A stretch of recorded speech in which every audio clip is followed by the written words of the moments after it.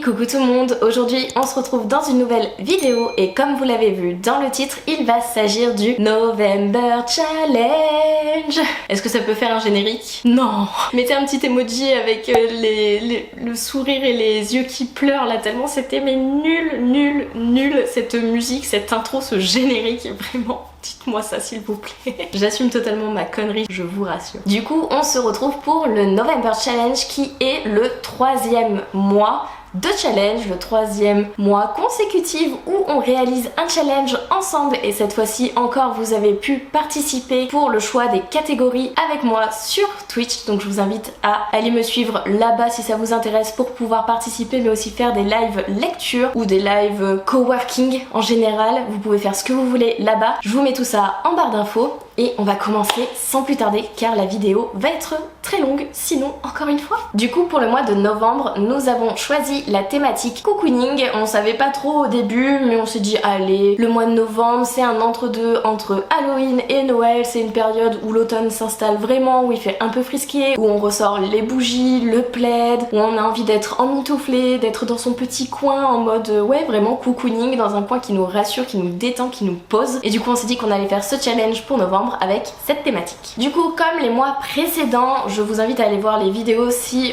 les autres thématiques vous intéressent plus. Au mois de septembre nous avons fait la thématique rentrée scolaire, rentrée littéraire, etc.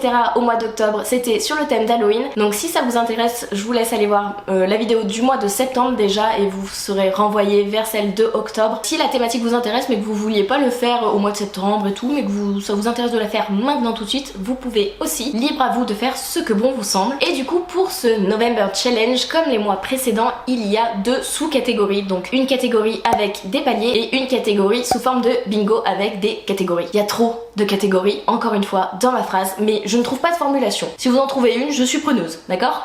Je n'arrive pas à changer cette formulation, donc désolée. J'espère que vous avez compris ma phrase, mais de toute façon, les visuels ont dû vous aider et vous indiquer dans les orientations, dans la tournure de phrase, dans les défis qu'il y a dans ce challenge. Et du coup, on va commencer sans plus tarder avec les 9 catégories que compose le bingo. Donc tout d'abord, première catégorie, un livre de la couleur jaune ou blanc, donc ça doit être vraiment prédominant. Attention, j'étais pas fan de la couleur jaune, j'étais en mode non, je veux faire du vert, du rouge, du bleu, mais on m'a dit mais non, le cocooning c'est plus marron, c'est plus orange, et j'ai dit mais au mois de septembre on a fait le orange et marron donc ça ne va pas. Du coup on m'a dit jaune et blanc.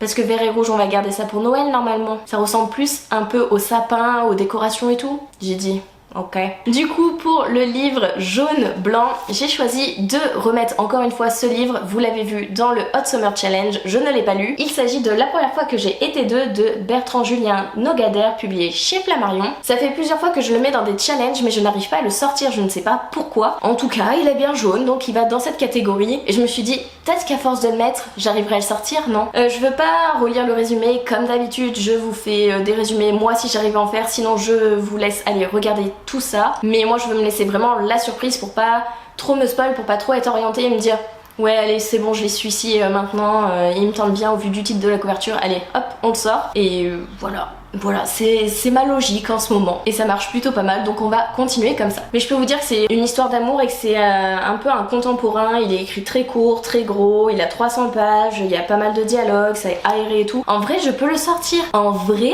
il attend juste d'être lu. Techniquement ils attendent tous d'être lus les livres dans notre palle mais bon. Deuxième catégorie, un livre commençant par la lettre N, N comme novembre, November Challenge, vous avez compris. Encore une fois, je mets un livre que j'ai déjà présenté il y a très peu de temps. Donc il s'agit de Nos plus belles années de Clara Hérault et c'est publié chez Hachette. Je l'avais mis pour le September Challenge en notion avec la thématique de l'école et tout. Je ne l'ai pas lu donc voilà. On va suivre 2 protagonistes qui vont aller en études supérieures, qui vont être ensemble, qui vont se dire elles vont passer leur best life, elles vont ultra s'amuser, ultra être en lien et tout, être super copines, faire les meilleures soirées, réussir leur année scolaire etc. Mais finalement un garçon va se mettre au milieu de leur histoire. Mais qu'est-ce que ça engendre? Qu'est-ce qui va se passer dans leur petit duo duo? Va-t-il y avoir un trio ou va-t-il y avoir une séparation et un nouveau duo de formé? Il faut lire pour le savoir, mais voilà. J'ai vu beaucoup d'avis positifs là-dessus. Pareil, il est ultra aéré, c'est écrit gros, il y a beaucoup de dialogue. Lui par contre il fait plus de 400 pages, donc un petit bébé. Troisième catégorie, un livre sorti en novembre. Alors quand je dis livre sorti en novembre, ce n'est pas forcément un achat réalisé cette année au mois de novembre. Ça peut être un livre que vous avez acquéri en bibliothèque médiathèque sur le mois de novembre et que du coup vous avez finalement acquéri dans votre pile à lire et du coup qui est en votre possession pour le mois de novembre, ou ça peut être un livre qui est sorti le mois de novembre des autres années ou un livre qu'on vous a prêté durant le mois de novembre. Est-ce que je joue sur les mots? Totalement. Mais en gros c'est pour vous inciter à pas forcément acheter et à lire du coup des livres que vous avez dans votre pile à lire qui dorment depuis plusieurs mois, plusieurs années pour certains. C'est mon cas en tout cas. Et du coup pour ma part j'ai choisi de lire Layla de Colleen Hoover, publié chez Hugo Roman. C'est pas une romance, celui-ci ce n'en est pas une. C'est plus un... je sais pas comment dire, mais de toute façon Colleen Hoover elle n'écrit pas des romances pour la romance, elle écrit des romances qui sont tellement touchantes, poignantes, intrigantes,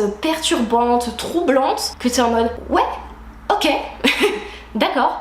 Mais pas d'accord, mais en même temps c'était trop bien. Hâte de découvrir celui-ci, je sais pas du tout de quoi il parle, je ne veux pas me relire le résumé, je veux me lancer à l'aveuglette dedans. Je peux juste vous dire quand l'amour défie la mort. Ça pose le cadre, ça pose le cadre. Quatrième catégorie, un livre qui donne faim, parce qu'on s'est dit que pendant la période cocooning on reste souvent à la maison, du coup on a tendance à vouloir grignoter, on a tout le temps faim, on est en hiver, on a envie de se faire des bonnes raclettes, des bonnes choucroutes, etc. On s'est dit un livre qui donne faim, c'est dans la thématique. C'est dans la thématique. Et cette année, j'en ai acquéri un qui va très bien dans cette catégorie. Il s'agit de Muffin et Majesté, l'intégrale. Donc c'est écrit par S.L. Pennyworth. C'est de l'auto-édition intégrale. Donc ça veut dire que j'ai 3 livres dans ce livre et je compte en lire un seul. Donc j'ai un petit peu regardé. Donc il y a un tome 1, un tome 2 et un tome 2.5. Le tome 1 va jusqu'à la page 230 environ. Ah bah je suis tombée pile dessus. Là, 224. Donc je ne le lirai pas d'une traite. Je ne lirai pas l'intégrale ce mois-ci, mais bien le premier tome et après on verra. Je sais qu'on suit un prince et une personne qui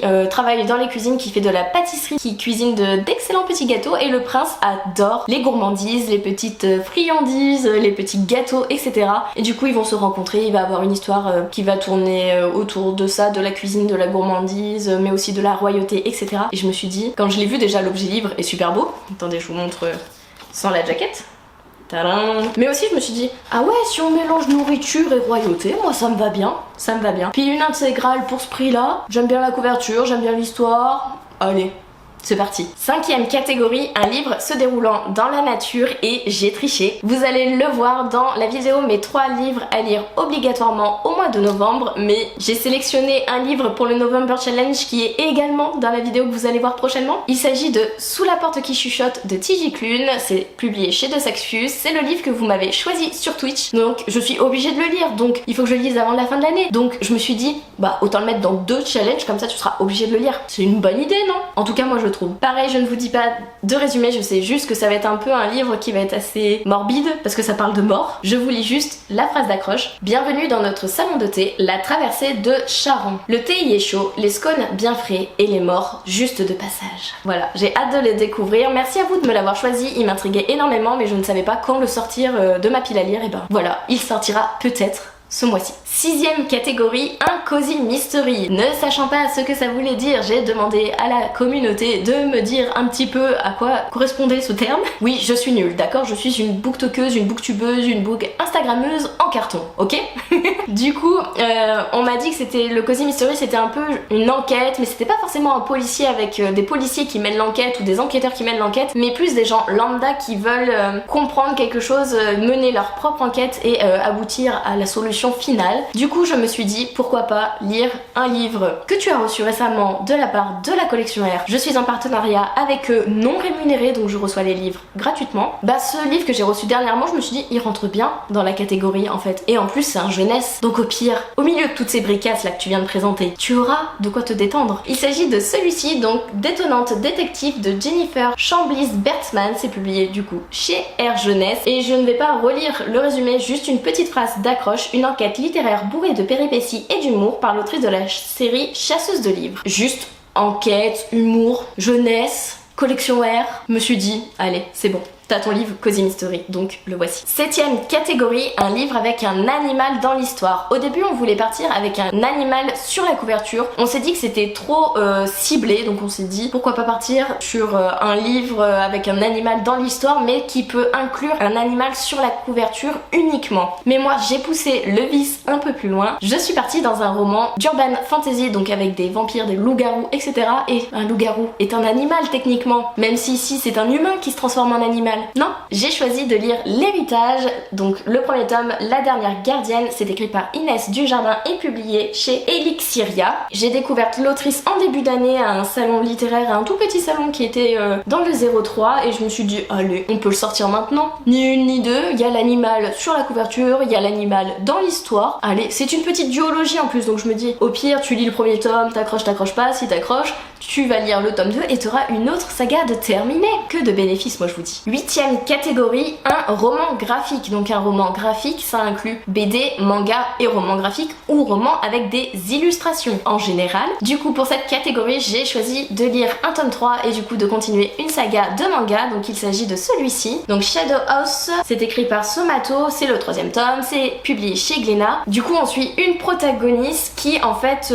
toute de noir vêtue dans le sens où sa peau, son corps, ses yeux, tout est noir, noir, c'est de la suie. Elle ne peut pas montrer ses sentiments, ses émotions, elle ne peut pas montrer les expressions de son visage. Par contre elle peut parler, elle peut voir, elle peut ressentir des choses mais pas les exprimer corporellement. Et du coup à chaque identité dans le château va être attribuée une personne, une poupée qui du coup elle a un visage, est une humaine normale, enfin le corps d'une humaine normale et du coup va devoir reproduire les expressions en fonction de ce que la personne de suit ressent, a envie de transmettre comme message, etc. Mais la poupée ne doit pas parler. Donc c'est très compliqué de s'adapter à son maître du coup, dans le sens où on n'a pas le droit de s'exprimer, on n'a pas le droit de parler, on doit vraiment comprendre son maître et le connaître sur le bout des doigts, savoir quel sentiment il va avoir pour telle ou telle action. Et vraiment j'aime beaucoup cette histoire. Bon par contre arachnophobe, s'abstenir hein, parce que à un moment il y a une illustration, c'est en mode ouais non, moi qui n'aime pas les araignées, je suis pas arachnophobe pur et dur, genre je vois une araignée, je m'éloigne et je crie au secours, tu vois. Mais là il y a un dessin, j'étais en mode ça fait peur, tourne vite. Donc attention à vous sincèrement. Passez c'est le tome 2 je crois, il y a une page au tome 2 où c'est ça, c'est faites quick. Mais je tenais à vous prévenir que vous soyez pas surpris parce que moi-même je le savais pas et j'étais très surprise à ce moment-là. C'est le 3ème tome, c'est le dernier que j'ai dans ma bibliothèque, comme ça je saurai si je continue ou non la saga avec celui-ci. 9ème et dernière catégorie de ce challenge, il s'agit de lire un livre avec une histoire d'amour. On n'a pas mis romance pure et dure dans le sens où une romance c'est vraiment l'histoire d'amour qui est au centre. Un livre avec une histoire d'amour dans le sens où vous pouvez lire par exemple Akotard pour moi. Donc voilà, je vous présente, ça sera le tome 3.5 de Akotard, un palais de glace et de lumière de Sarah J. Maas, publié chez La Martinière. Et on s'est dit plutôt que la romance devait être secondaire, devait être présente, même si c'est pas si l'histoire ne tourne pas autour de ça, même s'il y a juste un petit bisou, ou juste un petit mot je t'aime ou une petite attention, une petite histoire d'amour, mais vraiment en fond, vous pouvez, il faut juste qu'il y ait la présence du coup d'une histoire d'amour dans votre livre. Je me suis dit ça sera mieux que de mettre une romance. Il y en a dans ma communauté qui ne lisent pas de romance, donc je me suis dit comment ils vont faire pour cette catégorie, etc. Donc je me suis dit allez, on voit large, mais je voulais absolument une romance dans ce challenge, donc voilà, c'est chose faite. Je continuerai donc la saga avec le tome 3.5, j'en suis actuellement au tome 3, j'aime beaucoup, donc j'ai hâte de continuer la suite. Par contre celui-là il est tout fin, donc je vais me le prendre en audio, mais après je ferai, je te revire et je prends le tome 4 quoi, parce que vraiment je pense qu'il va faire 4-5 heures d'écoute quoi, enfin vraiment il est tout petit.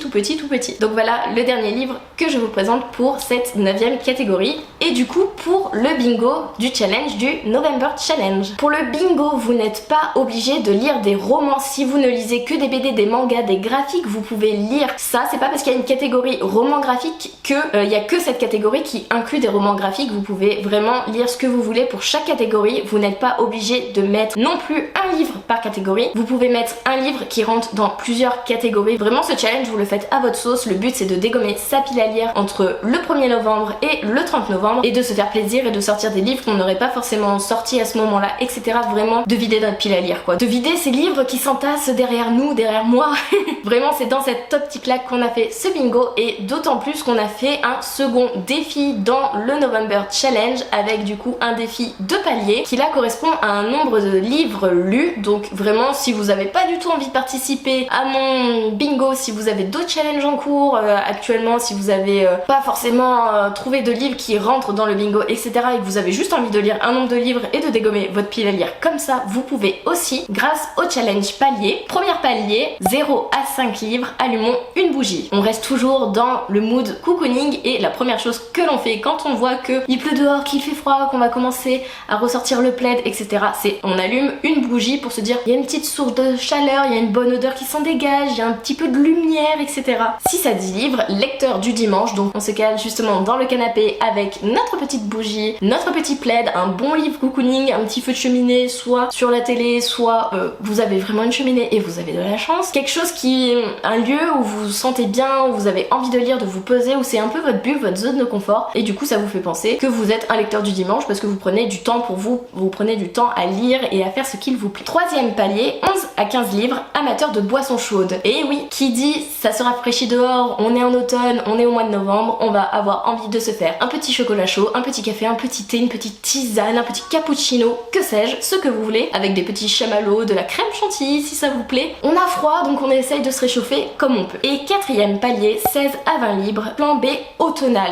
Donc on est parti justement sur cette notion de chaleur, plus il fait froid, plus on a envie de se réchauffer et de se mettre au coin du feu. Donc là, même si vous n'avez pas de cheminée, vous pouvez faire cette ambiance réchauffée au coin du feu en mettant, comme je disais, une petite image, une petite vidéo sur la télé ou juste ça y est, on a tout flambé, on a tout rasé, on a vidé un maximum de livres de notre pile à lire et on est fier de soi quoi. Mais peu importe le palier, on sera toujours fier de soi. Il faut être fier de soi, il faut être fier de ce qu'on lit, du nombre de pages qu'on lit, même si c'est une, même si c'est deux, même si c'est 150, 10 000, peu importe, il faut être fier d'avoir pris le temps de lire et de prendre du temps pour soi pour faire ce qu'il nous plaît. Bref, voilà la présentation du November Challenge, des deux différents défis qui composent ce challenge avec les différentes catégories et les différents paliers. J'espère que celui-ci vous plaît. N'hésitez pas à me dire les livres que vous avez lus, lesquels je dois lire en priorité dans ceux que j'ai présentés. N'hésitez pas aussi à m'identifier sur les réseaux sociaux avec le November Challenge Livresque 2023. Si vous participez avec vos templates, etc.,